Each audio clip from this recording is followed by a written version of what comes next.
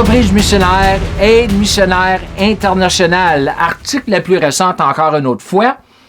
Et l'enseignement va être appelé pour ma chaîne YouTube, ça va être appelé l'enseignement, ça va être appelé la filiation divine et l'homme nouveau. OK, ma première remarque, mon premier poste, c'était cessez de remettre la charrue avant le bœuf.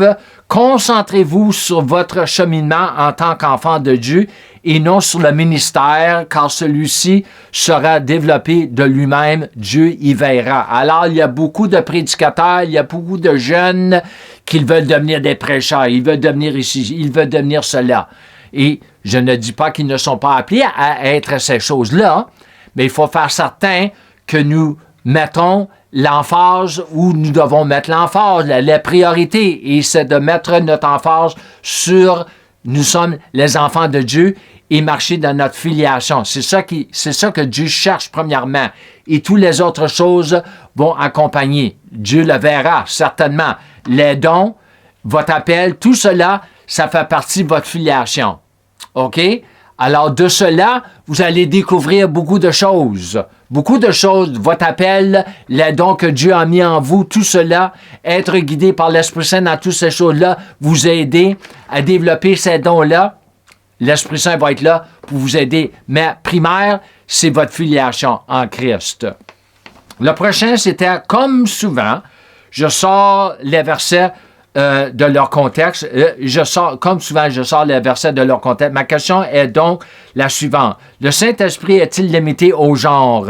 Si vous lisez attentivement 1 Corinthiens 12 concernant les dons de l'Esprit, ça c'est concernant ceux qui ne croient pas, les femmes sont appelées à être des bergers, des apôtres, des prophètes et tout cela.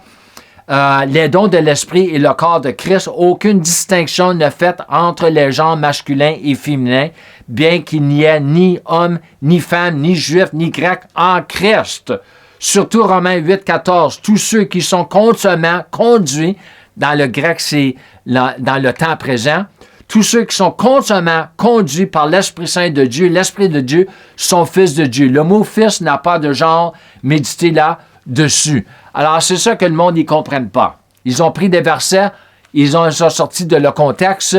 Qu'est-ce que Dieu, est-ce qu'il cherche? Il cherche un humain qui est né de nouveau, homme et femme, que ce soit l'âge, c'est pas important avec Dieu, et que nous soyons guidés constamment, inspirés par l'Esprit Saint.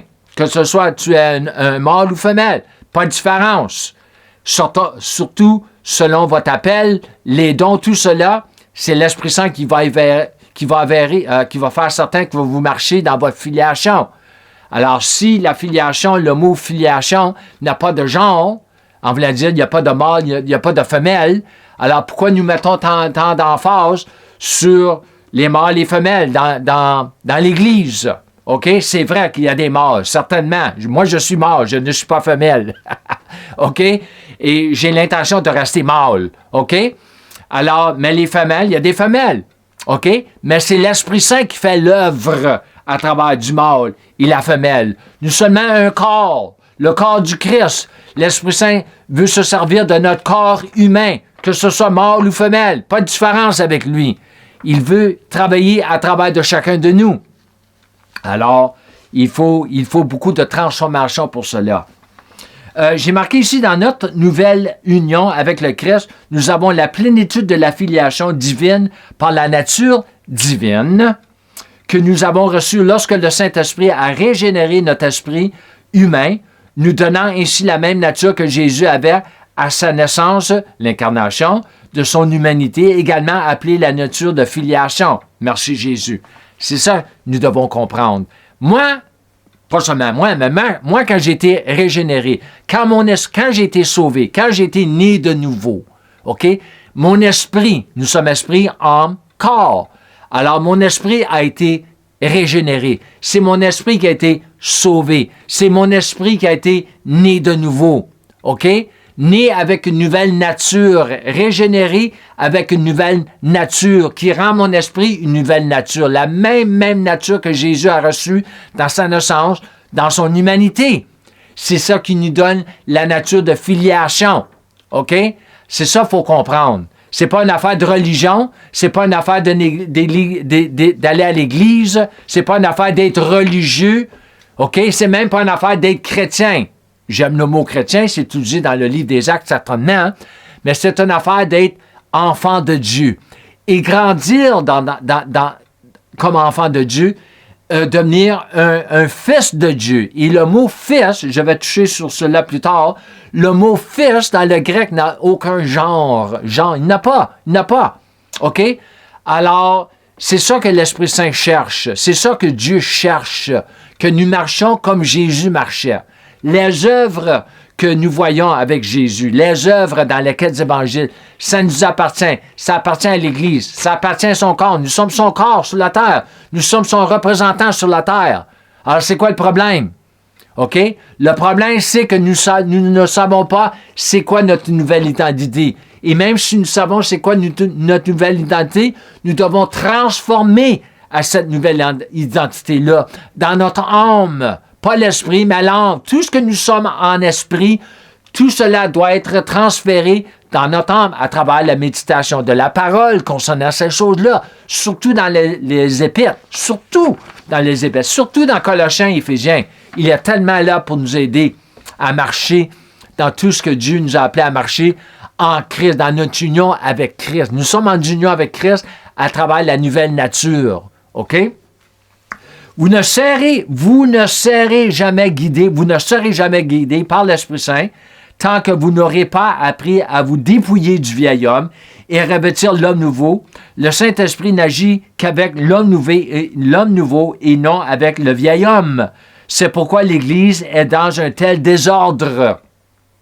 Une fois que vous commencerez à être guidé par l'Esprit de Dieu, c'est important ça ici, vous commencerez à accomplir les mêmes œuvres que Jésus accomplissait, mais jusqu'à là, vous marchez selon la chair, le vieil homme dont il faut se dépouiller. Alors moi, ça a été un peu un choc pour moi, une révélation pour moi.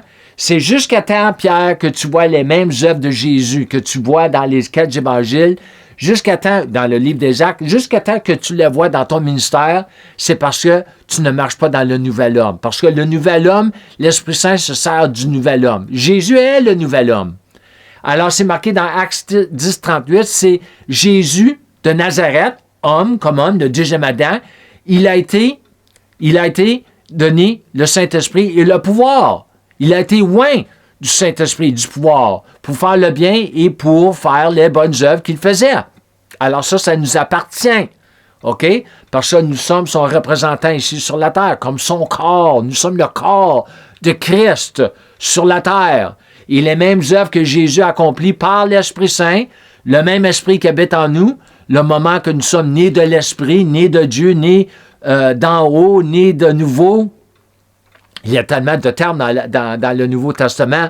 Nous allons commencer à voir les mêmes œuvres parce que ce n'est pas nous qui fait les œuvres, c'est l'Esprit Saint qui fait les œuvres. OK? C'est lui qui fait les miracles. C'est lui qui guérit. C'est lui qui délivre. C'est lui qui chasse les démons. C'est lui qui a le pouvoir de ressusciter les morts. Tout cela. C'est lui qui a le pouvoir de te faire marcher sur l'eau à travers de ta foi. Il a besoin de notre foi. OK? Alors, la foi va venir à travers le renouvellement de notre intelligence concernant qu'est-ce que la parole nous enseigne sur toutes ces choses-là. Nous avons beaucoup trop de personnes qui sont véritablement nées de l'Esprit, oui, certainement, mais qui vivent une vie charnelle et non la vie de l'Esprit, qui est la vie de filiation. Alors, c'est ça le problème. Nous avons beaucoup de personnes dans l'Église, la plupart du monde dans la vraie Église, tous ceux qui sont dans la vraie Église sont nés de nouveau, mais ils vivent une vie charnelle. Et même une vie charnelle, ça ne veut pas dire c'est une vie d'impudicité, une vie de drogue, de boisson, tout cela. Non. Une vie charnelle, c'est une vie de non-puissance. C'est une vie qui n'a pas de puissance de Dieu dans la vie. Ça, c'est une vie, pour moi, non seulement pour moi, pour Dieu et beaucoup d'autres, ça, c'est la vie charnelle. OK? Quand vous ne marchez pas dans les miracles, les signes, les prodiges, tout cela, ça, c'est une vie charnelle. OK? C'est une vie sans puissance. Mais la nouvelle vie en Christ, ça devrait être une vie de puissance à travers de la foi. OK? Dieu se sert de notre foi. C'est la foi qui met Dieu à l'œuvre, qui met l'Esprit Saint à l'œuvre. OK? C'est pas nous qui faisons les œuvres, c'est lui qui fait les œuvres, mais il a besoin de notre foi. OK? Alors, nous devons se remplir de la parole concernant ces choses-là pour que l'Esprit Saint puisse agir à travers de notre foi. J'ai marqué ici le Père pour pourvoir à tous les besoins de son Fils lorsque celui-ci est occupé et préoccupé à faire et accomplir la volonté du Père. Merci Jésus. Et c'est ça, nous avons encore dans l'Église, oh boy, ça fait dur. Ça fait dur concernant les offrandes, la dîme, il faut donner pour recevoir. Tout cela, ils prennent les versets en dehors de leur propre contexte. Nous sommes des fils. Nous sommes des enfants de Dieu. C'est quand la dernière fois que vous avez été né dans une famille que vous aviez besoin de donner une offrande à votre père pour que votre père vous donne à manger, que vous donne un toit au-dessus de la tête et tout cela. Jamais, jamais, si vous êtes un bon parent. Tout a déjà été pourvu parce que vous êtes né dans cette famille-là. Moi, j'ai jamais, pas une fois dans toute ma vie, OK, pas une fois que j'ai fallu donner une offrande à mon père pour que mon père me donne à manger, que mon père me donne une toiture et toutes ces choses-là. Jamais. Pourquoi? Parce que j'ai été né dans sa famille. Il est mon père. Je suis son fils. Et c'est la même chose avec Dieu. C'est la même chose avec Adam. Dieu a donné tout ce qu'Adam et Ève avaient besoin, et non seulement pour Adam et Ève, mais pour l'humanité. Dans le jardin. Dans le jardin. Ça appartenait tout à Adam et Ève. OK? Il n'y avait pas d'offrande. Il y a un prédicateur, il a dit des années passées que la dîme avait commencé dans le jardin avec la chute de l'homme. Ça n'a pas d'allure, ça. C'est même pas une fausse doctrine, c'est une hérésie, ça. Ça, c'est pour se remplir les poches, ça. OK? Alors, il n'y a pas d'offrande pour la provision. Si vous voulez donner une offrande, certainement, vous le donnez. Si vous êtes fait partie d'une bonne église, vous voulez donner, automatiquement, vous voulez donner. Certainement. Mais pas pour recevoir. Pas pour recevoir, parce que c'est par la grâce. Vous avez reçu gratuitement, vous donnez gratuitement. OK? Alors, j'ai beaucoup d'autres à enseigner pour cela, mais je ne veux pas. Ça, c'est juste un petit point que j'avais fait ici. Le dernier ici, c'est en réalité le mouvement charismatique. Ah oui, il y avait quelqu'un qui avait marqué que Dieu il avait commencé le mouvement charismatique. Pas vraiment. En réalité, le mouvement charismatique n'existe pas et je suis charismatique au possible. Tout repose sur la filiation divine, la manifestation des fils de Dieu et le fait de marcher comme Jésus a marché, car nous sommes son corps, la nouvelle création. Alors, moi, je ne crois pas que c'est Dieu qui a commencé le mouvement charismatique. C'est pas lui qui a commencé le mouvement, la parole de la foi, tout cela. C'est l'homme qui met un titre. En anglais, il appelle ça un label. C'est l'homme qu'il faut mettre un sujet. Il faut qu'il mette un nom à ce qui se passe. Dieu, qu'est-ce qu'il cherche? C'est des fils. Des fils. OK? Le mot fils n'a aucun genre dans le grec. OK? Des fils. Alors, dans Matthieu, Romains 8, c'est marqué la manifestation des fils de Dieu. OK? Jésus, tout ce que Jésus disait dans son humanité, par l'Esprit Saint, tout ce qu'il disait et tout ce qu'il faisait, il manifestait sa filiation. Tout ce qu'il disait. Tout ce qu'il faisait, parce qu'il opérait dans Jean 5. Je ne fais ce que je vois faire mon Père. Ça nous appartient. Ça nous appartient. Si l'Église, son corps, marchait dans cela, Jean 5, 17, 19 et 20 et 30, nous verrons les mêmes œuvres que nous voyons que Jésus faisait, et Jésus a dit que nous faisons encore de plus grandes œuvres que cela. Alors, c'est ça qui manque dans l'Église, OK? Nous manquons notre identité. Et même si vous savez votre identité, vous devez